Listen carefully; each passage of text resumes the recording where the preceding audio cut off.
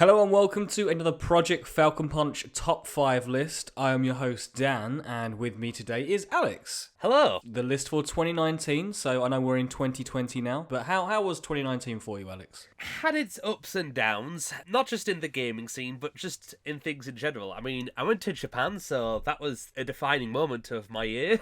Yep, we also actually met in real life. That was a thing that happened in 2019. Yes, we met in person at MCM last year, so that was like a long time coming. It was good to finally meet you, even though we've been speaking for the best part of, 8 years or something? I know, right? I just hope it doesn't take another 8 years for that meetup to happen again, so yeah. For sure. Okay, Alex, before we get into your top 5, actually, you've got some honourable mentions. I don't know if you want to just rattle through them. Yeah, sure. The games I have played, but didn't quite make the list, Mario Maker 2, Pokemon Sword, and Luigi's Mansion 3, which they're all very good, but it just didn't crack my top 5. I'm surprised Luigi's Mansion 3 didn't, because I know that you spoke quite highly of it. Yeah, I really enjoyed it, but probably would have been like number 7 or number 6 on the list or something like that. Other games that I haven't played much, but I heard a lot of good things about are Control, Sekiro, Resident Evil 2, Death Stranding, and I also haven't finished Etrian Odyssey and Persona Q2 as of now, so I don't feel like putting them on the top 5 as of now, whereas the other 5 on this list I have already played a good chunk of. Alright, would you want to get into your number 5 then? Number 5 is Sayonara Wild Hearts. Oh, wow. Okay, this is a pretty surprising pick for you. This was like a last-minute game for me because I first played it when the year was about to end. It was on the eShop sales, so I thought, oh, okay, I'll check it out.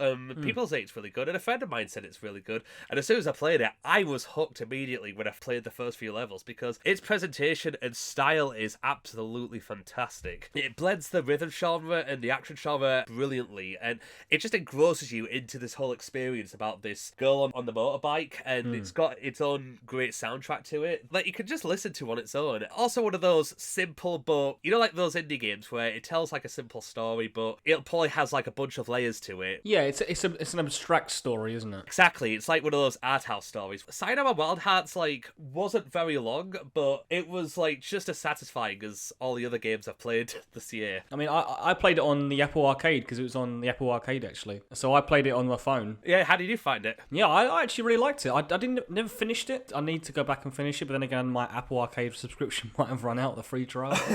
Yeah, I liked for what I played. Yeah, this is why you don't pay Mario Kart Tour's Gold Pass, because Apple Arcade costs the same, so you can play this game.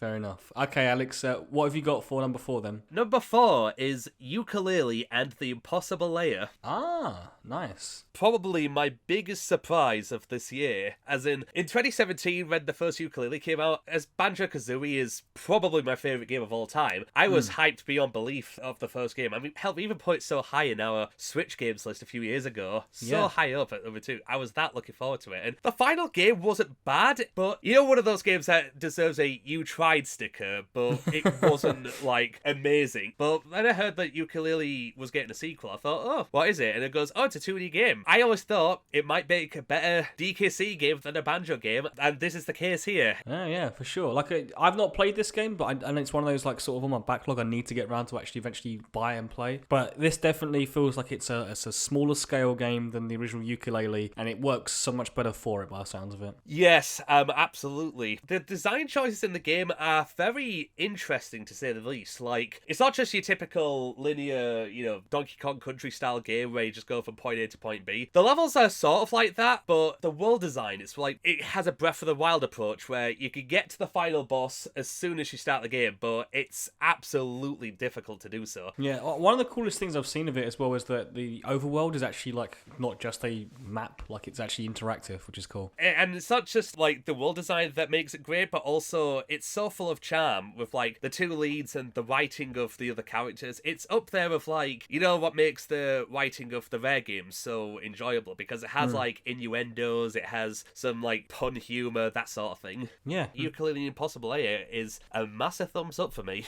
Cool. Like I say, I need to play this. So yeah, what have you got as number 3 then, Alex? Fittingly enough, is is Kingdom Hearts 3. Oh, okay. Do tell me more about the Kingdom Hearts. Just like the plot, it's all over the place in terms of quality and plot, but I do have a soft spot for it. Like, I just think the third game in particular, like, the combat is very slick, it's exciting, and it's very... They have, like, new additions to the formula, and they're very effective. And even, like, the Disney worlds, like, with Toy Story or Monsters, Inc., all, you know, very beautiful, and it lives up to the hype of, you know, it just makes you want to, like, explore this, you know, world you've had, like, an attachment to. And it's just great for this third game, after so many years of development, to finally come out. Would you say you're satisfied with how it all came together after this, like, long wait? Yeah, that's the thing. Like, as much as I really do enjoy it, like, as far as the story goes, some plot threads are resolved nicely, especially after some of the side games, like, but not all the plot threads are resolved in a way I'd hoped it would be. I wouldn't say it's, like, better than 2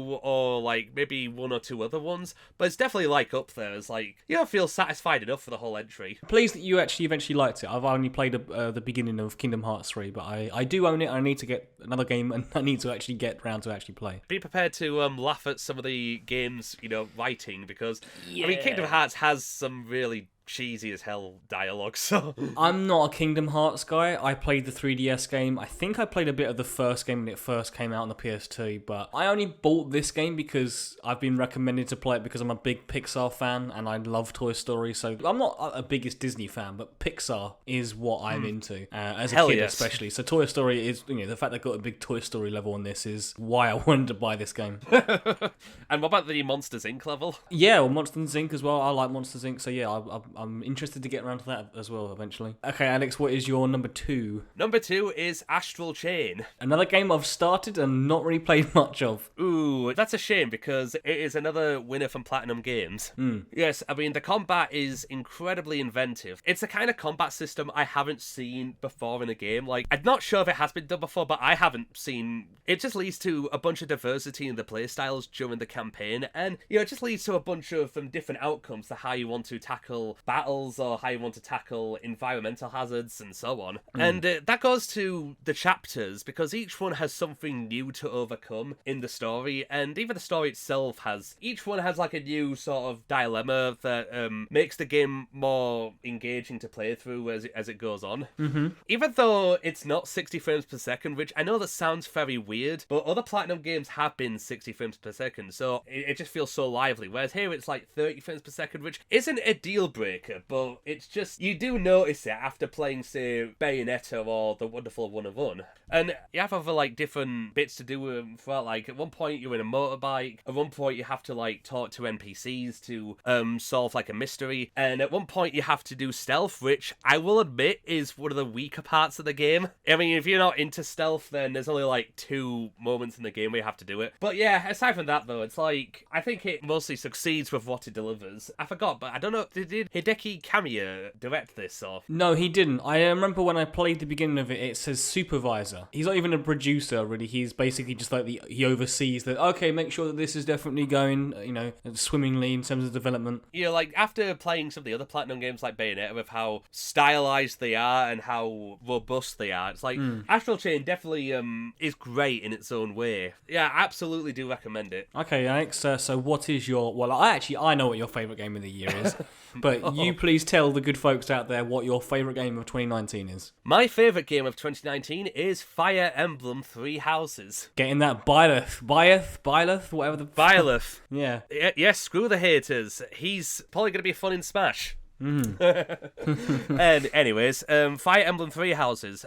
It is my new favourite in the series because each unit has their own interesting and engaging character to them. You know, like when games like Fire Emblem Awakening or Fire Emblem Fates, where you like some of the units, but then there's some you just don't care for. It's like, if they die, you don't really care if they die, that sort of thing. But in 3 Houses, with all the members of my house, I was like, okay, I will be so sad if one of them dies, because I don't want any of them to, like, go go away. Even though I was playing in casual mode the whole time, I just did not want to like them to get defeated in battle, and I just felt so remorseful when it happened. And that's how you know you got some really good characters in this campaign.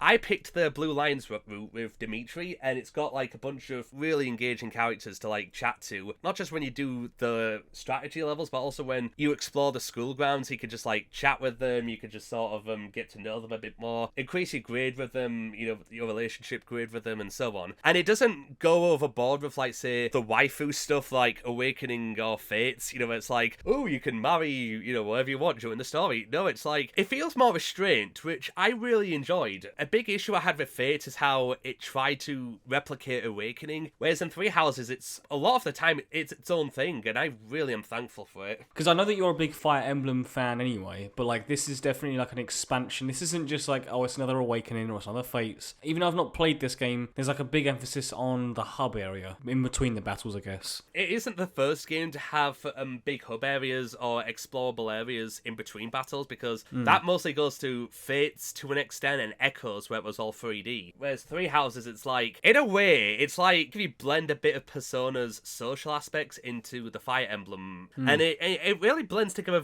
so well. And each playthrough isn't the same, so it's a further incentive to keep on immersing yourself into this world, and because you want to know what the other students are like in the other two houses, and the way they interact with each other is, you just want to see it all the way to the end. And a game's really good when you want more of it, when I really want to play through more of it, but it's like another 80 hours or 40 hours to do it all. But it's so good though.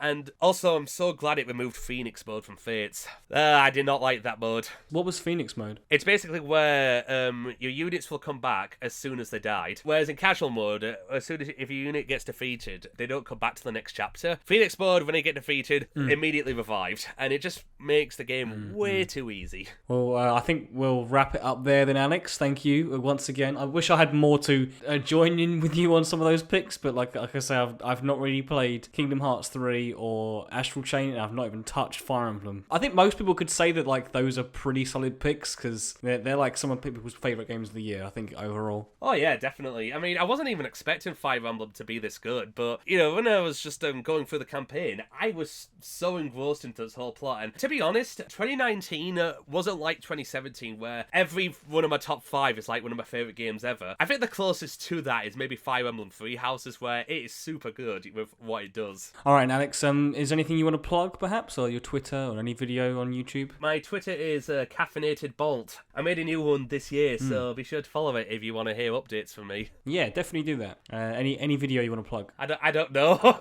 I mean, the most recent one I did is I just reacted to how Bile was in Smash Bros. Yeah, well, I'll put that one in. Alright, well, thank you once again, Alex, and until maybe we do this again next year, perhaps. Sure.